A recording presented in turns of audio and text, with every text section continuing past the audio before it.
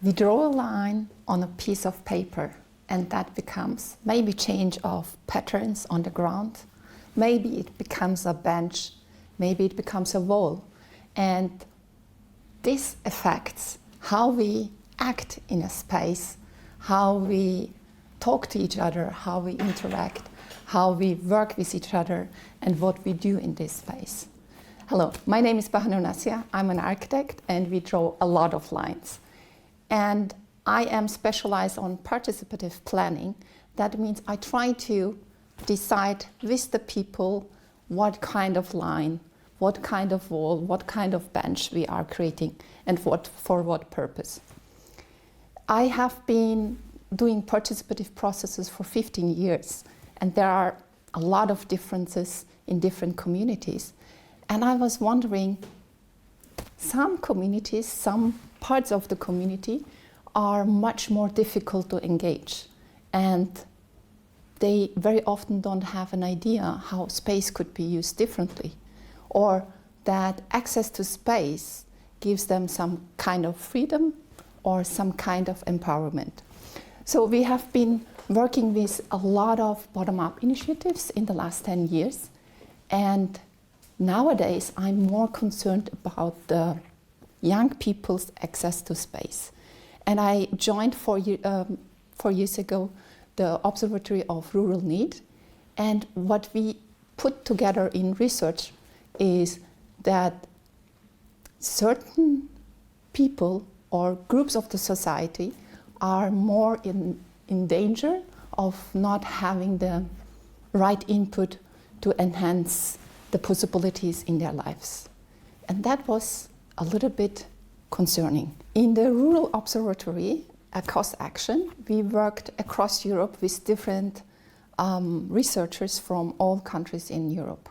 And there are differences in countries, but there is a specific pattern who is more in danger to become a need.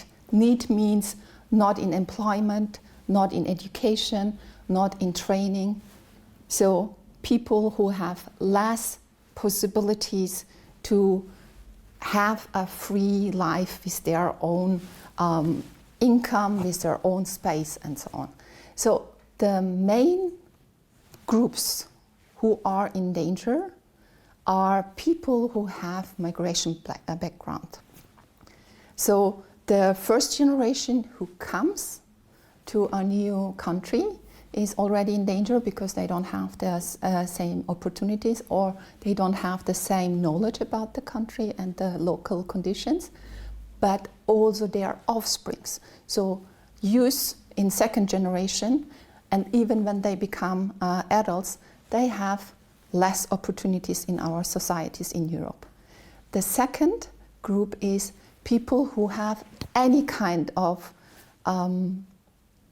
restrictions. That can be a disability, that can be a health condition.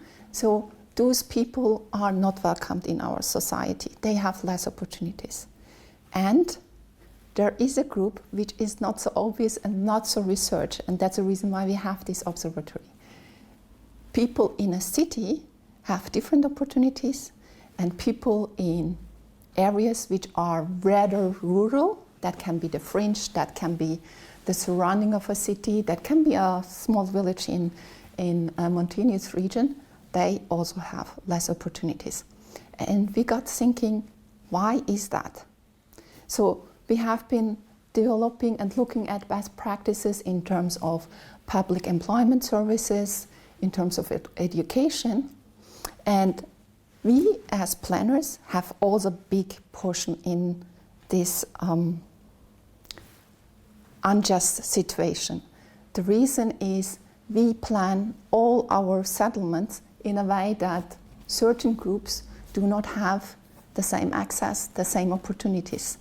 And because everything is financed in a way that place costs a lot, or the decision-making process in place like public space is so difficult that people don't feel like they can have access, make a decision, participate, bring change.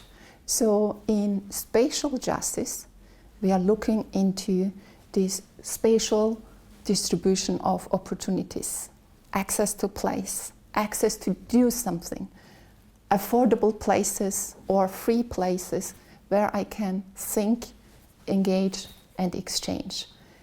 And to make this spatial injustice more visible, I would like you to join me on a ride, mental ride.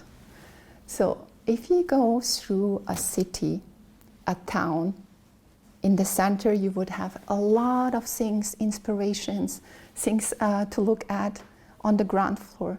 So you look around yourself and you see maybe someone doing handcrafts, some artists, some little shops, some other businesses, some offices. And as a young person, you are aware there are a lot of things which I can do. But on urban fringe or on countryside, very often these ground floor areas have no stimulation, no inspiration, nothing to engage with, nothing to aspire to become when you are grown up, no place where you can do an internship or a training. So this is the basis of our concept, that we go through an area and look what is visible, what is accessible for young people. And in special justice training, we are trying to think about how could we make places affordable, like places for activation which are interim use or which are free of charge for social entrepreneurs and so on. But also, how can we make the public space in a way that people can come and connect? Because this is not the field of any teachers, any public employment services. This is the community we need. This is the community space we need, where we can say, we as a village grew up youngsters. We come together and stimulate young people to make choices how to pursue their career, or discuss their values, or give a footprint on how things should be looking like, or how places should be used. And this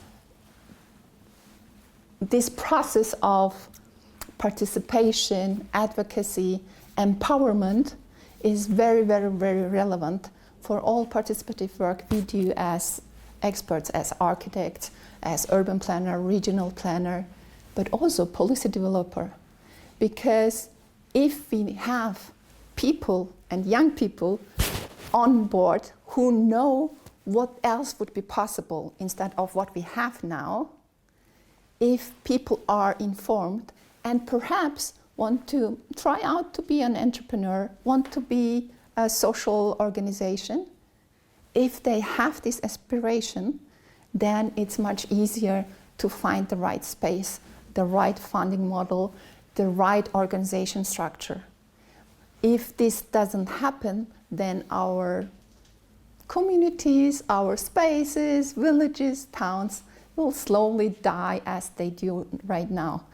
Because we have a lot of competition, international competition, digital competition, and these places which used to be, I don't know, maybe a place where you get milk products or meat products, they all are gone. Or in some countries, they are just about to be gone.